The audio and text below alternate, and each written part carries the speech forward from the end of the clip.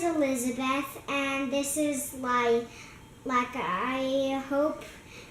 And here is our book called Math and Magic in Wonderland. That's right, and this is our book club and math club.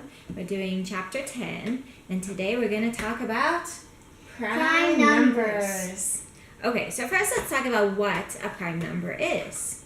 So prime numbers can have to be numbers greater than 1 that can only be divided by 1 in themselves. So what does that mean? So let's figure it out. So let's say you have a number like 4.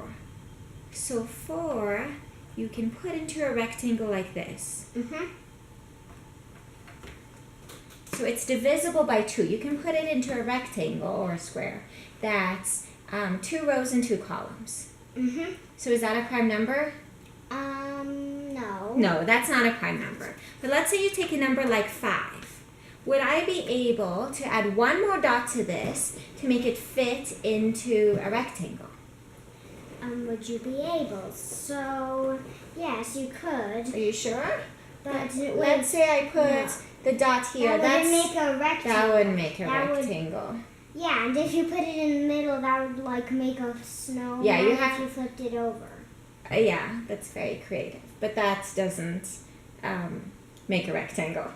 Yeah. So I couldn't really do it. So I couldn't even have like 3 and then another one. The only way that I could put it into a rectangle is if it looked like this, where it has one column and 1, 2, 3, 4, 5 rows. So we're talking about the number 5. Yeah. Or like this, where it has 1 row and 5 columns.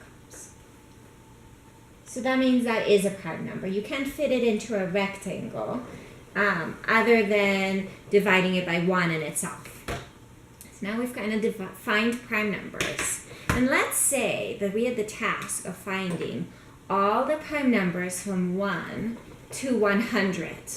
Do you think that would be an easy job? No. It would take a long time. It would be pretty time consuming because we might have to test every single number. That would take a long time, wouldn't it? Yeah. Like we would pick a number and then see, does it divide into 2? Is it divisible by 3, by 4, by 5, and all of them? Yeah. That would take a long time. So here's one way that we can use a sieve. A sieve is like a filter to eliminate some of the numbers, to say there's no way these are prime numbers. So what we do is first we cross off 1 because the definition of a prime number is it has to be greater than 1. And then what about 2? Is 2 a prime number? No. Actually, it is, because look, this is the only way you can do 2. Is like this or like this. Yeah. And that's just divided by 1 in itself. So we found our first prime number, 2. So we'll circle it. Okay, so we've circled 2. Now, if 2 is a prime number, we know that some of these numbers are going to be divisible by 2, which makes them not prime.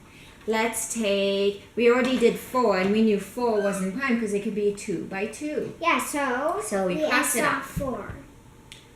And then what's the next multiple of 2? So you're skipping every other one. Yeah, 2, the next one 4. 6. Yeah, so we cross that one off. Since 6 isn't a prime number. So now this will help us remove half of the number. So we'll have for fewer numbers to test. So here's what we do is really quickly, we cross off all the multiples of 2. Now I'm not going to do all of them just because it takes a little bit of time. We want to get through this video. So like this, see, hopefully you can see that. I crossed off 2, 4, or 2 is a prime number. So 4, 6, 8, 10, and so on. 12, 14, 16, 18. So let's keep looking. Is 3 a prime number? What do you think? Is 3 a prime number? That's hard to guess. So do you think there's somewhere we can put another dot here or here, or here or here, to make it fit into a rectangle? No. No, because it would only go like this. So now I get it. So like about the rectangle, 4 dots could make a square but not a rectangle.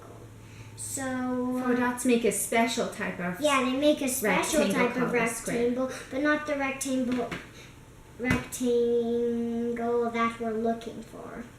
Okay, well, 3 can make only a rectangle if you have 1 row or 1 column, and then 3 more. So let's circle 3. That's a prime number. So now we can eliminate some of the other numbers. So all the multiples of 3. So we've already eliminated 6. So what about 9?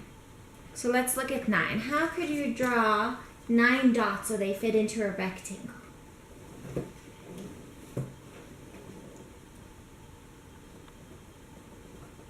You know, 3 plus 3 is 6, but that's not 9. And then 6, let's see. How many more do you need to make 9?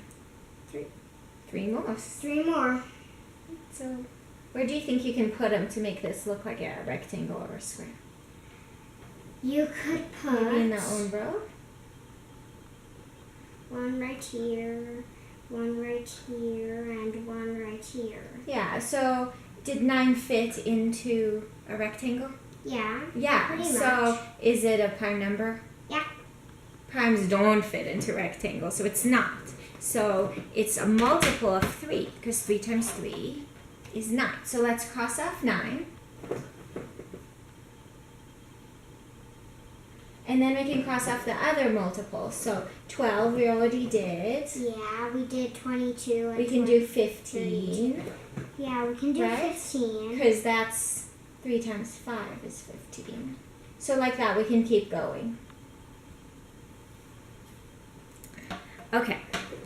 So now we've eliminated a couple more. Let's just do one more example. One more. Okay. So 5, we already looked at 5 and saw that it was a prime number. So why don't you circle it? So we know all the multiples of 5 are not going to be prime, right? Because then they can fit into a rectangle that has 5 rows. Yeah. So that's 5, 10, 15. 20. Yep, and 25. So you can cross off 25. So we'll cross it off because we know that it's not prime. It has a multiple, which is 5. So you can continue in this fashion. So your challenge for this week is get a hundreds board or print one out and see if you can use this method to find all the prime numbers from 1 to 100. Keep going. And that's all we have for now. So goodbye and have fun with math and magic in Wonderland. See you next time.